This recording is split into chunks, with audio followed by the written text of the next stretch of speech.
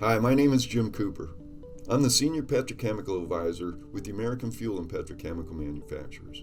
I'm here to talk about why the petrochemical industry is considered critical infrastructure. We make 6 chemicals: ethylene, propylene, butylene, benzene, toluene, and xylene. These 6 materials are the building blocks for all the modern materials that are found in a hospital setting.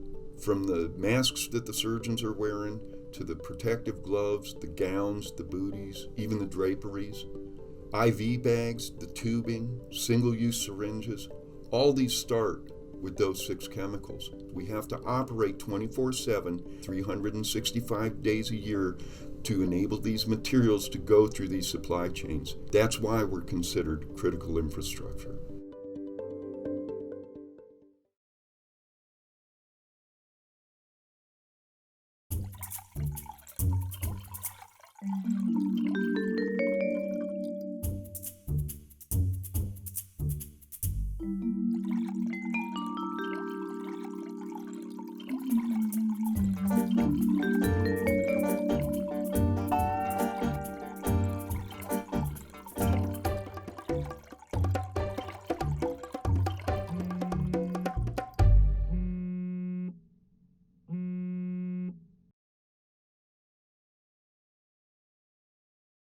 We've heard it before.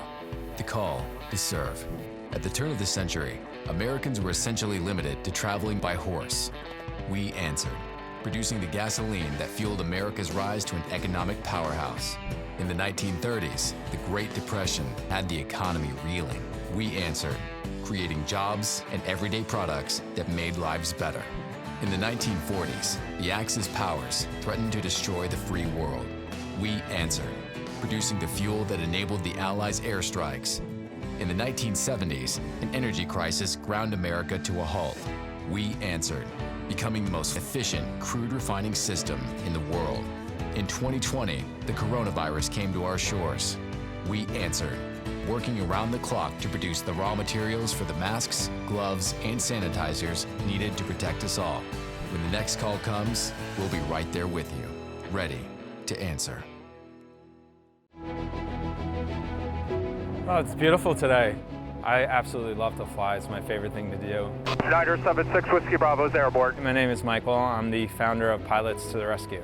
The first rescue that I did was back in 2015. Someone took these puppies and threw them on the side of the ditch.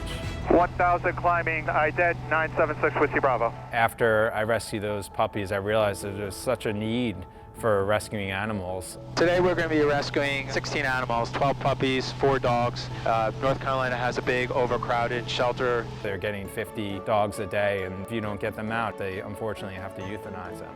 3025, 976 Whiskey Bravo. We can rescue animals in a short period of time. Yes, Mama, I know. I take care of you. I take care of you. I'm grateful for the work that the people do in the refining industry. The essential resource that we need is fuel, and I needed to do this mission.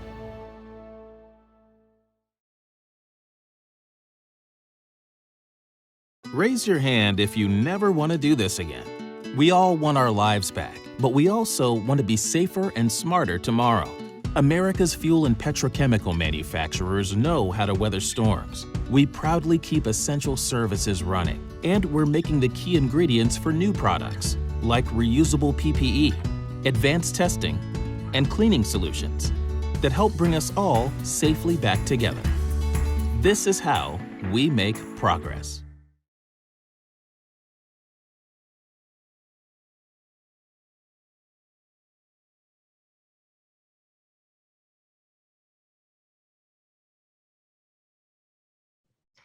Well, welcome to this session. I'm Dr. Tommy Hysler. I'm the Chief Medical Officer at the Health and Safety Council, and delighted to be with everybody today to talk about opioids in the workplace. This is obviously a big issue now. It's a bigger issue now that we've been through COVID and we're still going through COVID.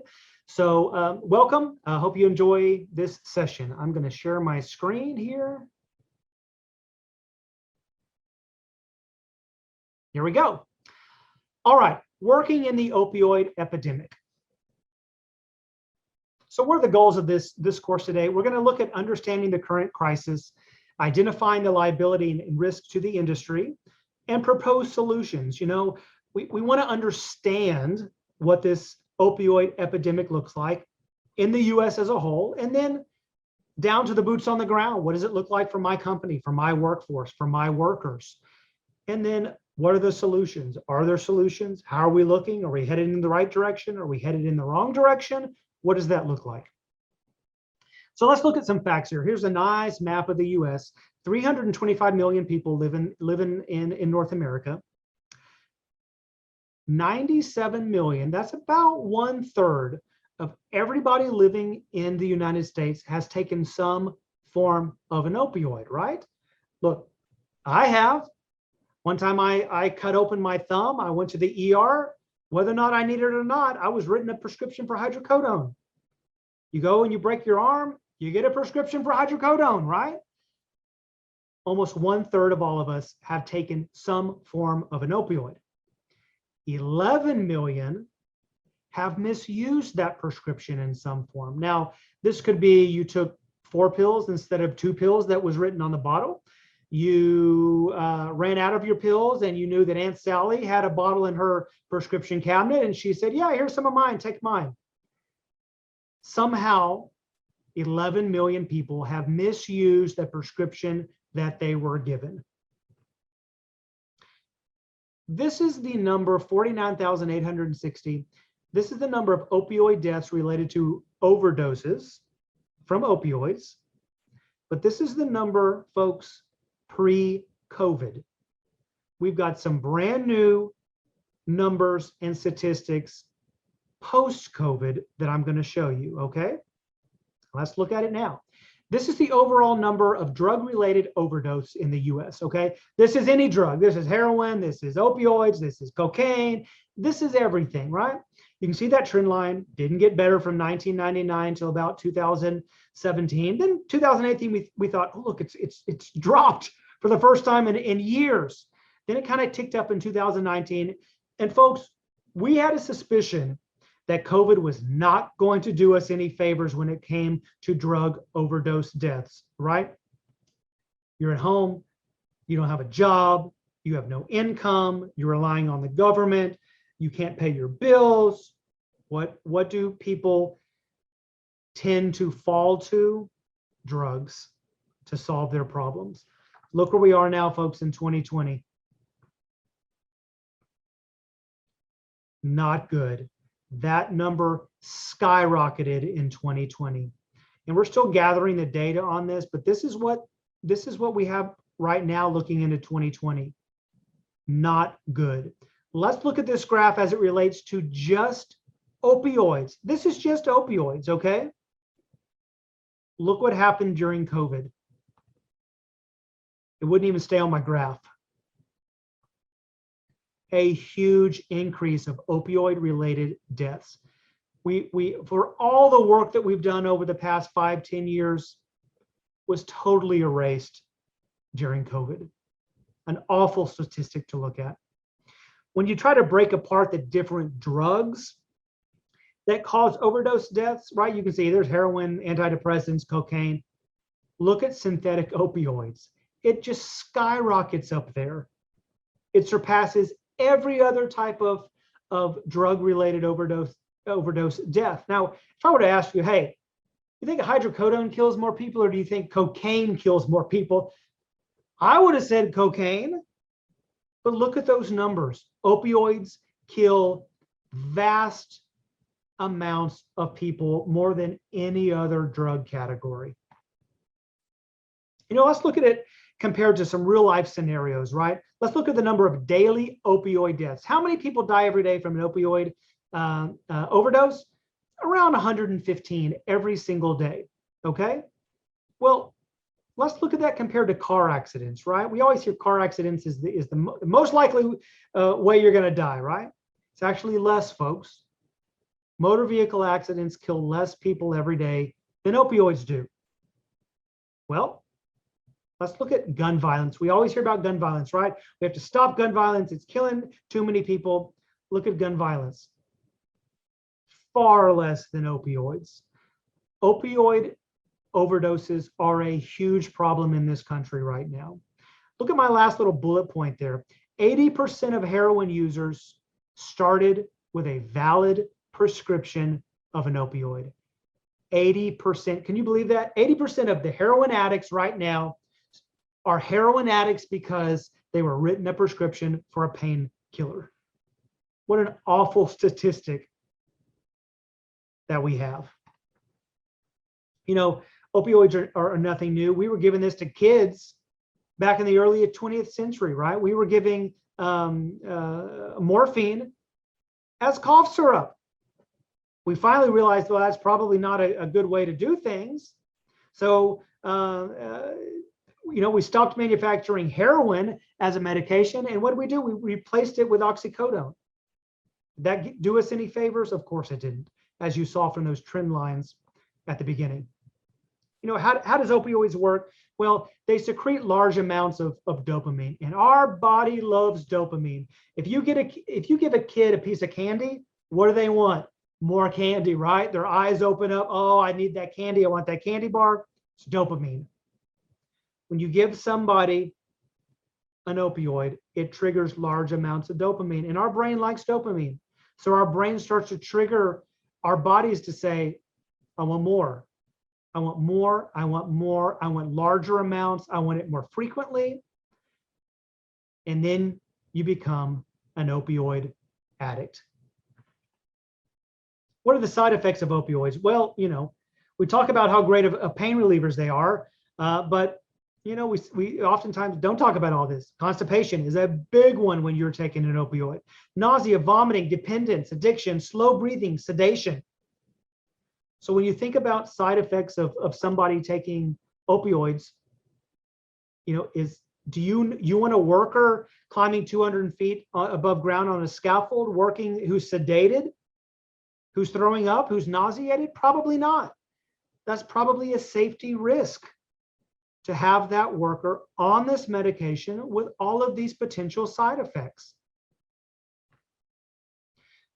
When we talk about how strong these things are, we always compare them, every individual opioid, to morphine. Morphine's kind of the mother of all opioids, right? Kind of the first one, the one we compare everything to. So when you look at codeine, for example, it's only 1/10 the potency of morphine. But look, when you get down to the bottom in a fentanyl is 100 times the potency of morphine. Look over to the right of my picture there. There's heroin and fentanyl, and the amount of that drug, those drugs in that vial, is showing you how much of that drug it takes to kill you. Look at the teeny tiny grains of sand that's in that fentanyl bottle. That's all it takes, folks. And as we're going to see later on in the slides, fentanyl is our main culprit today of opioid overdoses. Pharmaceutical companies always try to find the easiest way to get the drug in your body, right? It's the easiest way, the most convenient way. Nobody likes to swallow a big horse pill, right? So when manufacturers are coming out with easier ways to give you that pain relief, well, who doesn't like to suck on a lollipop? That's what you see on the right-hand side, right? Just suck on the lollipop and get that fentanyl in your body. Spraying it under your tongue, a very effective way to get a drug in your body is spraying it under your tongue. What about the patch in the middle circle there on the screen? Slap it on your skin, you don't even know it's there. Spraying it up your nose. Well, that's all great, right? But if I'm somebody who is addicted to fentanyl and I need that high quick, you think I'm just going to say, you know what? I'm just going to read the bottle. The bottle says 1 spray up the nose. That's all I'm going to do. Of course not. I'm going to spray 15 sprays up my nose until I get so high I pass out. Or I'm going to take that patch and I'm going to chew it up. Folks, this is real life. I will tell you a real life story of a family friend that we had a fentanyl patch. To get that high faster, she chewed it to suck out the medication out of the patch. And what happened? The side effects kicked in. Sedated, slow breathing. She passed out. That patch slid down her throat and she suffocated to death. this is what happens. We talk about 3 waves of the opioid epidemic. In the first wave was back in the early 90s when manufacturers came out with new and improved and potent painkillers. And the push was, we've got all of these people now, we've got great chemotherapy agents, right? So we're controlling cancer, we're controlling these chronic diseases, we're making people live longer, but they're living longer in pain. And that can't happen, right? We have to control people's pain. And that's a noble cause, right? Nobody should be living in pain. But what we're kind of seeing now, retrospectively looking back, is that manufacturers didn't really tell us the truth on this stuff. They tended to convince us that there were no repercussions for taking these opioid pills. They're less addictive. You can give large amounts of the pain medicine that you need in order to control the pain with little side effects and little cause for addiction. Well, we know that probably wasn't truthful. So we went through the 90s pushing pain medication on people. And then what happened? We saw more and more people getting addicted to these opioid prescriptions. All right. Well, then you start to get into the later 20th century, into the 2000 teens and 2010, and we said, whoa. Hold up. For the past 20 years, we've been doing a great disservice to people. We have been pushing painkillers on people, and now everybody's addicted. We have to stop. Doctors, do not give pain medication to people. Stop doing it. Well, what happens when you take away a drug from somebody who is addicted? They're going to seek out the next way to get that high. If my doctor's not going to give me the prescription, then gosh darn it, then I'm going to go get it from somebody else. And what happened? Second wave, we saw a rapid increase in overdose deaths from heroin. Patients could not get their prescriptions any longer, so they resorted to going to the streets and getting heroin illegally. Heroin-related overdoses in the early 2000s increased 286%, skyrocketed. And it was because these poor people were addicted to the opioids because of their valid prescription they got in the 90s. Now they can't get it anymore. Now they're addicted to heroin. An awful way to live your life. Third wave. Now we're starting to see a rapid increase in overdose deaths from these new, highly potent synthetic opioids like fentanyl. When heroin doesn't do the trick anymore to get you high, you move on to other more potent substances. What does it cost our economy? Trillions of dollars, trillions and trillions of dollars. And look where the trend line is anticipated to go. Not going south, folks. It's going north. And you have a burden. That is not just a statistic to look at and to shrug off. That trickles down to every one of us, every one of our companies, right? The National Safety Council did this survey and said, hey, employers, how many of you are impacted by prescription drug misuse? Well, virtually everybody is, right? If you have somebody that has an addiction problem, lower productivity from that worker, missed work, increased near miss and high potential incidences, increased workplace injuries, increased fatalities. And family members are also affected by that, either by that worker or vice versa. Maybe your worker doesn't have a problem with drugs, but their kids do. If my daughter has an addiction to opioids and I have to take her to rehab and go to counseling and take her to the hospital when she overdoses, do you not think that probably relays itself down to me and my job productivity? Of course it does. So it's not always a direct impact from your worker. It can also be an indirect impact from family members. First time I tried Vicodin, it was laying around my mom's house. And I kept taking it whenever I could get it. I didn't know they'd be this addictive. I didn't know how far it go to get more.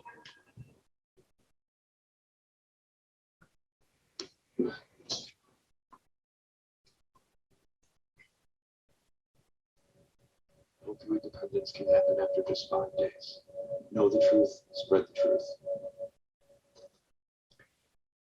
Two things that I take away from that video is one, you can become addicted to an opioid prescription after just 5 days, right? 5 days. Now, how many of us have gotten a prescription for 20 days worth of pills, or 30 days? There's a month worth, right? It only takes 5 days of you being on that medication to become addicted. Only 5. Always keep that in the back of your head. The other thing I take away from that story and that video is we see that all the time in our occupational health center. Workers who are taking that opioid prescription may not now be able to get it from their own personal doctor who's cut them off. So what do? They seek that medication now through their employer's physician, right? Me, the occupational doctor. So believe me, we see it time and time again. A worker purposely injures themselves to then be taken to the doctor and given a prescription for something that they're seeking. And there's usually red flags, right? The injured employee will come in and say, oh yeah, I sprained my ankle. And usually the only thing that works for me is hydrocodone 10 milligrams. It's the only thing that works. That's a red flag already, right? I know this person, first of all, has taken opioids in the past, and so much that they know the exact dosing of that pill, and they're automatically requesting it from me. It's a red flag, but it happens. And there's different degrees of opioid users that I like to think about and to categorize. If I have a tooth pulled and the doctor gives me 3 pills of Tylenol number 3 with codeine, probably not a high risk for addiction, right? Well, what if I've got an old army injury, an old back injury, and my doctor gives me 20 pills a month to take as I need them? All right, probably more susceptible to addiction than the first person, right? All right, well, what if that old injury is so bad I have to take an opioid every single day, twice a day? Well, now we're starting to get into that person that probably now is becoming addicted to it, if not tolerant to that drug, where I used to take 2 and 2 took away the pain, now I need 3. Well, 2 years has gone by and now I need 4. That's tolerance. That's your body building up to that threshold of what used to work doesn't work anymore. And number 4, obviously, is the person that is addicted, right? Just needs it to get the high. So when we look at these different degrees of opioid users, what's the problem? Is that they all overlap, right? The employee or the average Joe that was just given 10 pills for the toothache now can trickle down and be totally addicted to opioids and on heroin. So the guidance now for doctors and prescribers is now, folks, doctors, don't give these pills out. Don't give them out unless it is absolutely 100% necessary and you've tried everything else that's non-addictive. And if you are going to prescribe an opioid, you better give it for a very brief period and don't refill it. Because as we just saw from the previous slides, it only takes 5 days for someone to become addicted. And what's the most common cause of somebody who is addicted to heroin? It was that prescription of the opioid in the beginning. We don't want that to happen. And oftentimes you as an employer, you've got the same concerns regardless of what degree that person was, right? 1, 2, 3, or 4, right? If an employee comes to you and says, hey, I'm taking hydrocodone for my toothache, you probably don't care how many pills they were given or what the cause was. You've identified that my employee is taking a narcotic opioid medication, and there probably is going to be a safety risk associated with that. So when we start talking about employer issues, first of all, is substance abuse covered under ADA? Absolutely, yes, it is.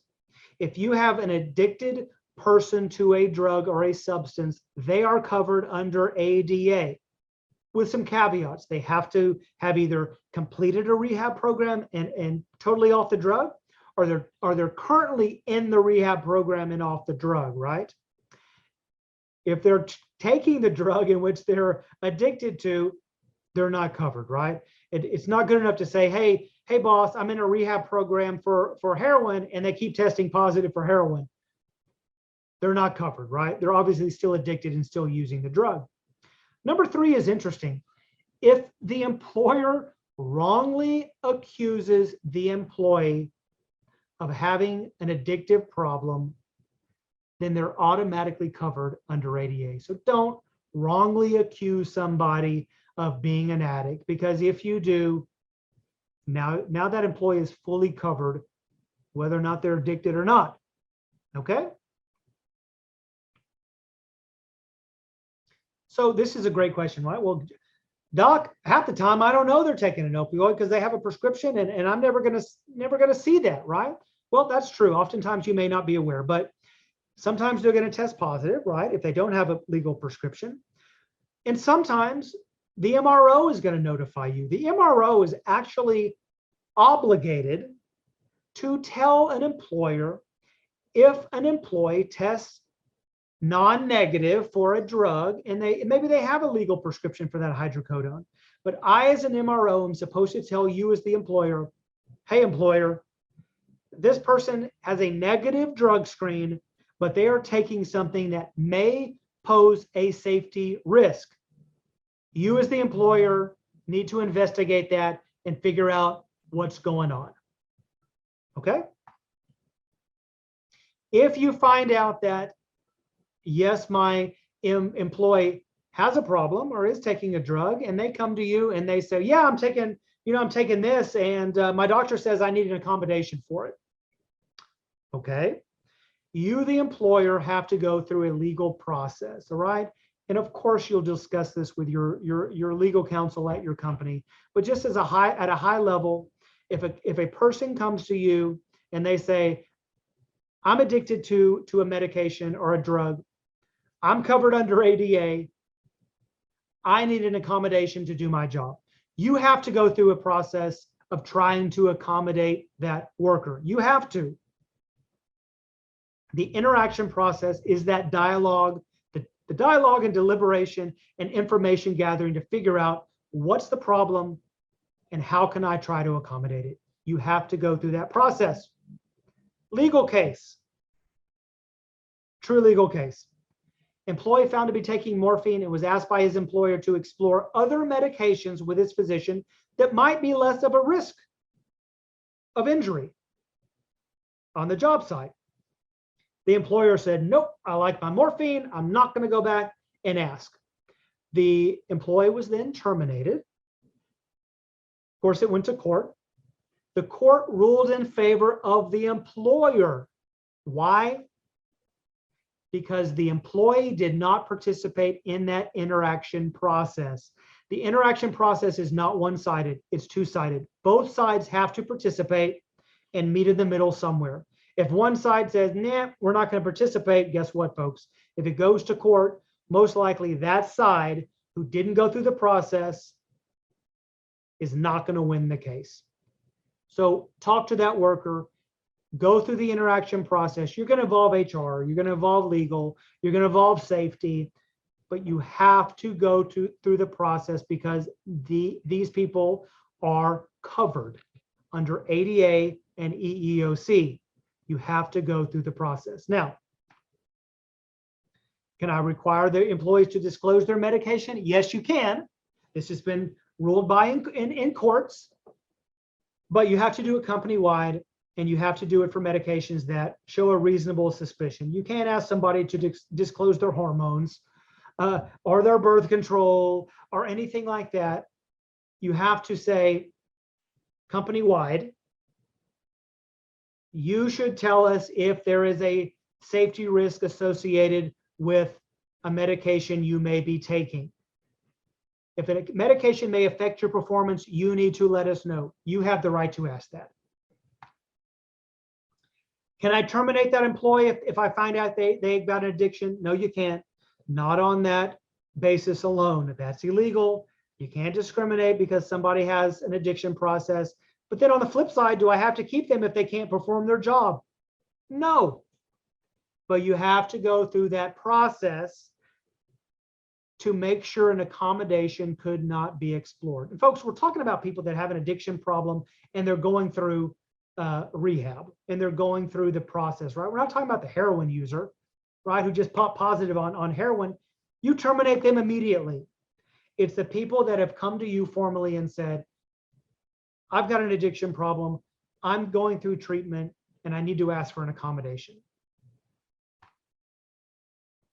What's a reasonable accommodation? Well, you can ask the employee for written or verbal description of what that condition is. You can ask their healthcare provider for a description. This is part of that interaction process. You have the right to ask that now, right? You can job restructure as part of an accommodation. They can take a leave of absence if they need to. You can modify their schedule. You can modify the HR policies. You can reassign them for something that they're qualified to do. You know, you have to go through this process and see if an accommodation will work. If it doesn't work, you've shown you've tried. If a reasonable accommodation would help, it must be given. The only exception is if it is an undue hardship to you. And folks, that's hard to prove. An undue hardship is hard to prove as to why you did not give the accommodation that you could have given.